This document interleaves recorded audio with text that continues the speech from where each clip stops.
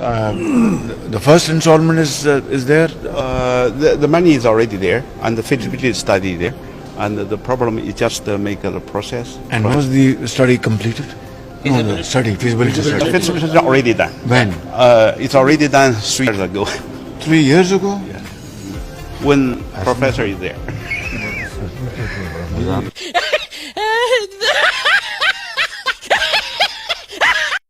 یہ میں public discourse آج اوپن کرنا چاہتا ہوں. کیوں ہم چھپ چھپ کے یہ کمروں میں باتیں کرتے ہیں خان صاحب کی منشیات پہ؟ مجھے بتائیں. کوئی شخص اس کمرے میں بیٹھا ہاتھ کھڑا کر کے بتا دے کہ اس کو نہیں پتا خان صاحب کی منشیات کا. یہ ایک عجیب منطق ہے خان صاحب کی منشیات کی بات نہ کرو. چرس وہ اس زمانے سے استعمال کریں جب وہ کرکٹر تھے. یہ بات واضح ہے, پوری دنیا جانتی ہے. وزیر اعظم ہاؤس کوکین کون لے کے جاتا تھا, کون لے کے آتا تھا, بنی گالا میں کوکین کیسے پہنچتی ہے. اور یہ جیل اس لیے نہیں کاٹتا کہ اس کو یہ شک ہے کہ ہم اس کو کوکین نہیں پہنچائیں گے جب یہ جیل جائے گا. خان صاحب کو بھی گرفتار کرنے کا کوئی ارادہ, کوئی پلان نہیں ہے.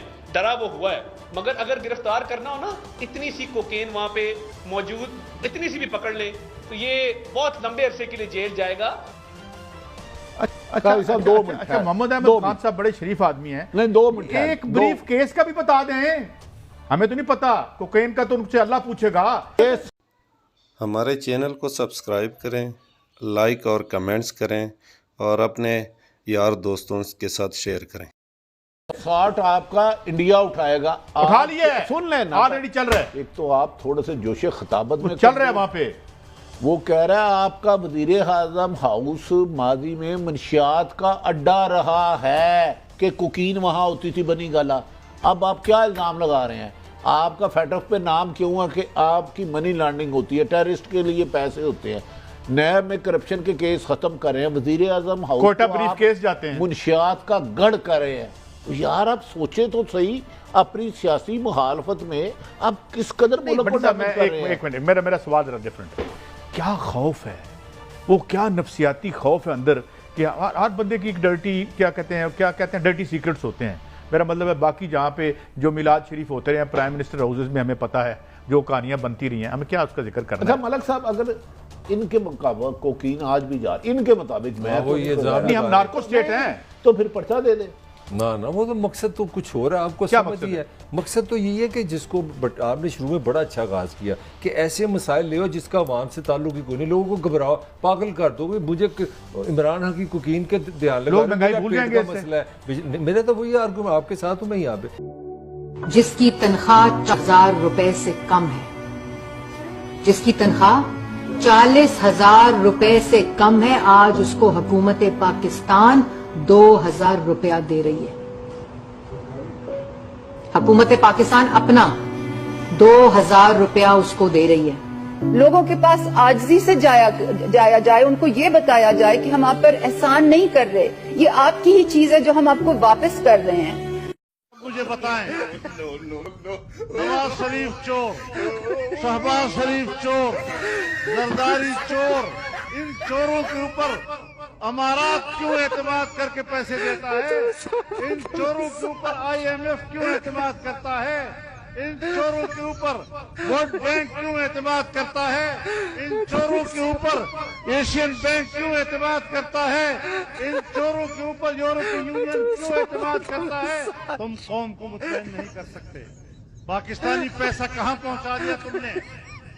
میں آپ ہفتے کے روز چیف الیکشن کمشنر سکندر سلطان راجہ کی سربراہی میں لاہور میں ضمنی انتخابات سے متعلق اجلاس میں لاہور کے 4 حلقے اور ملتان کے 1 حلقے کے لیے الیکشن کمیشن نے حساس پولنگ اسٹیشنز کے باہر فوج یا رینجرز تعینات کے لیے متعلقہ اداروں سے درخواست بھی کر دی ہے. پنجاب میں 20 نشستوں پر ہونے والے ضمنی انتخابات سے متعلق آپ کو مزید دکھاتے ہیں, تفصیلات اس رپورٹ میں. 17 جولائی کے انتخابات میں فتح حاصل کرنے کے لیے نون لیگ اور تحریک انصاف کی جانب سے ایڑی چوٹی کا زور لگایا جا رہا ہے.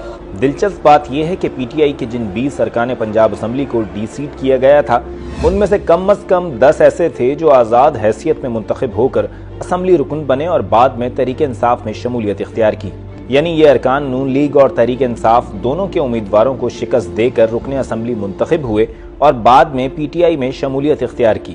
اب یہ ارکان نون لیگ کی ٹکٹ پر انتخاب لڑ رہے ہیں، لیکن کچھ حلقوں میں نون لیگ کو اپنے ہی ارکان سے مقابلے کا سامنا ہے۔ مثلا پی پی 83 خوشاب میں 2018 کے انتخابات میں آزاد امیدوار غلام رسول تقریباً 69,000 ووٹ لے کر کامیاب ہوئے اور نون لیگ کے آصف ملک تقریباً 48,000 ووٹ لے کر دوسرے نمبر پر رہے، جبکہ پی ٹی آئی کے امیدوار 8,500 ووٹس لے کر تیسرے نمبر پر تھے۔ اب 2018 کے فاتح غلام رسول کے چھوٹے بھائی نون لیگ کی ٹکٹ پر میدان میں اتر رہے ہیں، مگر نون لیگ کے آصف ملک آزاد امیدوار ہیں۔ ضمنی انتخابات میں ایک اور دلچسپ مقابلہ پی پی 217 ملتان میں بھی ہوگا، جہاں 2018 میں تحریک انصاف کے شاہ محمود قریشی 31,700 ووٹ حاصل کر کے دوسرے نمبر پر آئے تھے اور انہیں آزاد امیدوار محمد سلمان نے 35,200 ووٹس لے کر شکست دے دی تھی۔ اب محمد سلمان کے پاس نون لیگ کی ٹکٹ ہے، جبکہ تحریک انصاف کی ٹکٹ پر یہاں شاہ محمود قریشی کے بیٹے زین قریشی انتخابات میں حصہ لے رہے ہیں۔ شاہ محمود قریشی نے حالیہ انتخابی مہم کے دوران انکشاف کیا کہ 2018 کے انتخابات میں تحریک انصاف نے انہیں اس نشست سے ہروایا۔ میرے خلاف میری اپنی پارٹی نے سازش کی اور 2018 میں مجھے یہاں سے صوبائی اسمبلی کا ممبر ہروایا۔ کس نے؟ پی ٹی آئی نے۔ بربلا کہہ رہا ہوں اور خان کو بھی کہا ہے، آج پنجاب کی یہ کیفیت نہ ہوتی اگر شاہ محمود یہاں سے یہ ہوتا۔ ان ضمنی انتخابات میں نون لیگ اور پیپلز پارٹی نے مشترکہ طور پر حصہ لینے کا فیصلہ کیا ہے۔ وہ الگ بات ہے کہ 2018 میں ان 20 حلقوں میں سے 15 ایسے تھے جن میں پیپلز پارٹی کو مجموعی طور پر 60,000 ووٹس بھی نہیں مل سکے تھے۔ دوسری جانب ٹی ایل پی بھی میدان میں ہے۔ بتایا جا رہا ہے کہ ان تمام 20 حلقوں میں ٹی ایل پی کے 5 سے 12,000 ووٹس ہیں، جو چند حلقوں میں سپوائلر کا کام انجام دے سکتے ہیں۔ پنجاب کے 14 اضلاع میں 20 صوبائی حلقوں میں ضمنی انتخابات کے لیے 3141 پولنگ اسٹیشنز قائم کیے گئے ہیں۔ ان انتخابات میں مجموعی طور پر 175 امیدوار حصہ لے رہے ہیں۔ جناب اسپیکر، میں تو حیران ہوں اس بات پہ کہ ہم لڑکانہ سے الیکشن جیتتے ہیں تو ہم پہ دھاندلی کے الزامات لگتا ہے۔ یہ کس قسم کا مذاق ہے؟ یہ کس قسم کا ڈرامہ بازی ہے؟ اگر ہم نے لیول پلینگ فیلڈ کریٹ کرنا ہے، الیکٹورل ریفارمز کروانا ہے، تو جب دھاندلی واقعی ہوتا ہے تو ہم سب کو ادھر کھڑا ہونا چاہیے، اس کو بے نقاب کرنا چاہیے۔ اگر میرا بندہ دھاندلی میں انوالو ہے، میں خود اس کو پکڑوں گا کہ کیسے پاکستان پیپلز پارٹی کے جیالہ اپنا منشور اپنے قائد کے نظریے کے خلاف کر سکتے۔ مگر اگر غلط الزام تلاشی ہم لگائیں گے تو جب دھاندلی واقعی ہوتا ہے تو کوئی آپ کا آواز نہیں سنے گا، کوئی میرا آواز نہیں سنے گا۔ لیکن آج جناب بلاول بھٹو زرداری صاحب خود اس کے صفائی کے وکیل بن کر اسمبلی میں کھڑے ہوئے۔ آج تو مجھے اندازہ ہوا کہ مجرم صرف سندھ حکومت نہیں، پاکستان کے وزیر خارجہ جناب بلاول بھٹو زرداری صاحب بھی ہیں۔ کیا ملک کے وزیر خارجہ کا اب یہ قد رہ گیا ہے؟ وہ اپنے سیاسی قد کو خود گرا رہے ہیں کہ جناب بلاول بھٹو صاحب اس معاملے کو خود ایوان میں اٹھا کر ثابت کر رہے ہیں کہ یہ الیکشن شفاف نہیں تھے۔ ملک کے وزیر خارجہ کا یہ کام رہ گیا کہ وہ یونین کونسلز کے معاملات کو ایوان میں اٹھائے۔ ہم تو اس دھاندلی زدہ الیکشن اور حلقہ بندیاں اور اس مار کٹائی کا ذمہ دار سندھ کے وڈیروں، نوابوں، سرداروں، MNAs, MPA Sindh حکومت کو سمجھ رہے تھے، ڈی سیز اور ایس ایس پیز کو سمجھ رہے تھے، لیکن آج بلاول صاحب کے ان کے دفاع میں آنے کے بعد ہم یہ سمجھتے ہیں کہ اس کا ذمہ دار صرف یہ وڈیرے، نواب اور سردار نہیں، سندھ حکومت نہیں، ڈی سیز اور ایس ایس پیز نہیں، بلکہ جناب بلاول بھٹو زرداری صاحب خود ہیں۔ اب آپ شاید تو آپ اس میں کیا حرج ہے کہ آپ امریکہ کے ساتھ بیٹھ مل کے اور کامن انٹرسٹ کو یہ افغانستان کے اندر یا اس ریجن کے اندر بنائیں، تو اس سلسلے میں اگر ان کو کوئی ایئر رائٹس چاہیے، جہازوں کی آنے جانے کی رائٹس چاہیے، تو کیا اس میں حرج ہے کہ وہ نیگوشیٹ کیا جائے؟ لوگ اسرائیل کو کرٹیسائز کرتے ہیں کہ جی اسرائیل از دس، اسرائیل از دس۔ مڈل ایسٹ کی ساری کنٹریز ان کے ساتھ بات کر رہی ہیں، ان کے ساتھ ڈپلومیٹک ان کے ساتھ ٹریڈ بھی کر رہی ہیں۔ There will be a day when we'll be engaged with our neighbors to the east, not just diplomatically, but also economically. I think you're right. I think an unstable society should not have that many nuclear weapons, and Pakistan's nuclear deterrence needs a better concept and better practice. آپ کو میں دنیا میں بہت سے ممالک گنا سکتا ہوں کہ جنہوں نے ہماری جتنی کرپشن کے باوجود ترقی کر لی ہے۔ ضروری ہے، کرپشن ہوتی ہے، پیسے کھائے جاتے ہیں، لیکن احتساب عوام کرتے ہیں۔ Beggars can't be choosers. Please understand that. हमें अपनी कौम का पेट पालना है, खुदा की कसम खा दी। ये सारे वेंटिलेटर जो है ना, ये लगे हुए हैं अमेरिका की मर्जी से लगे हुए हैं। अमेरिका चाहे तो ये सारे के सारे जो हमें जो इस वक्त ड्रिप्स लगी हुई हैं, जो वेंटिलेटर लगे हुए हैं, सारे के सारे ऑफ हो जाते हैं। इज्जत भी नहीं मिले तो उसके ऊपर हम थू करते हैं। मैं इनके रवैये के खिलाफ, इनके बातों के खिलाफ वापट करता हूं और ये बता के जा रहा हूं कि इनके होते हुए ना असेंबली चल सकती है, ना हुकूमत चल सकती है। ये समझते नहीं है तो जरा सी एक हकीक चीज के ऊपर क्या जवाब दिए इन्होंने। अब माइक पर आए से उस तरफ बैठने में देर नहीं लगाएंगे, लानत भेजते हैं। जब पीटीआई के साथ थे, हम खुदा की कसम से वहाँ खुश थे। उस वक्त हम प्यारे भी बड़े लगते थे, चक्कर भी हमारे पास बड़े लगते थे। अब बात करते हैं तो मुंह मोड़ते हैं, थोड़ा जरा हमारी शक्ल भी अच्छी नहीं लगती, कोई मजा नहीं है सर।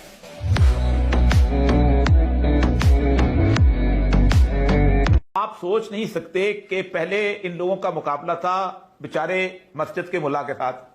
वो जाके वजीरिस्तान में उस पर हमला कर दिया, उस पर कर दिया, वो बेचारा रोता पीटता रहा, उसको कहा दहशतगर्द वो है, फला है, स्वात ऑपरेशन कर दो, फला ऑपरेशन कर दो। इनका मुकाबला था बेचारे बलोचों के साथ, पहाड़ों में रहने वाले थे ना, उनके पास को ऐसे चीजें थी, सोशल मीडिया था, वो करते थे, ये करते थे, ये अपना करते थे। फिर इनका मुकाबला था सियासतदानों से, जिनको उन्होंने पाला हुआ था, जो कि एक गेट से निकलते थे, दूसरे गेट से चिट लेके बाहर आ जाते थे।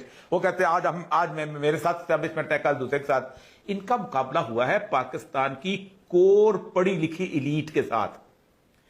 इनको पहली दफा अंदाजा हुआ है कि जिस दिन वो 9 अप्रैल को उन्होंने आके कहा कि डॉलर देखो सस्ता हो गया, और साथ का ये तो 7 चाइन मिसाइल का जब उन्होंने किया तो उसके बाद जो 1 घंटे के अंदर 45,000 कमेंट्स आए ट्वीट के बाद, उनको अंदाजा हो गया कि ये क्या हो गया। 4 बंदे पकड़े, निकला कुछ नहीं, क्या करेंगे, नेटवर्क तो नहीं बनता। आपको अंदाजा नहीं है कि आज पाकिस्तान के अंदर जिस गली में मैं जाता हूं, जिस मोहल्ले में मैं जाता हूं, जिस दुकान पर खड़ा करता हूं, लोग एक सवाल पूछते हैं, कोई और सवाल नहीं, मैं कसम उठा करता हूं कि इमरान खान को वापस आने देंगे। मैं पूछता हूं कौन आने नहीं देगा। कुछ डायरेक्ट नाम लेते हैं तो कुछ कहते हैं आप नहीं जानते कौन नहीं लाया और कौन लाता है और कौन नहीं लाता। ये जो हम आज नारे मारते हैं ना कि जनाब हम पाकिस्तान में अगर ये ना होता तो मर गए होते, आप मुझे बताइए कि 4,70,000 फौज थी सद्दाम हुसैन के पास, 6 लाख रिजर्विस्ट थे उसके पास, 75,000 जो थे उसके वो थे जो कि मरने मारने वाले कमांडो थे उसके साथ। दुनिया का वाहिद मुल्क था जो सेल्फ गोली भी कहीं बाहर से नहीं मंगाता था। और मैंने 9 मई को ट्वीट किया था, खान साहब ने तो बाद में कहा है कि पाकिस्तान को डिफॉल्ट करने के लिए लाया गया है, गवर्नमेंट को बदला गया है। वो यूक्रेन और पाकिस्तान दोनों का पेंटागन स्ट्रेटजी उठाएं, वो दोनों मुल्कों को तबाह करना चाहते हैं क्योंकि दोनों आउटलेट हैं towards the C for China and Russia. बासफोर्स पे तो क्रीमिया में उसने जाके कब्जा करके 5 बंदरगाहें कंट्रोल कर ली। पाकिस्तान में वो कहते हैं पाकिस्तान में अगर अमन होगा, खुशहाली होगी, सुकून होगा, ये फिर चीन की गोद में जाके बैठ जाएंगे।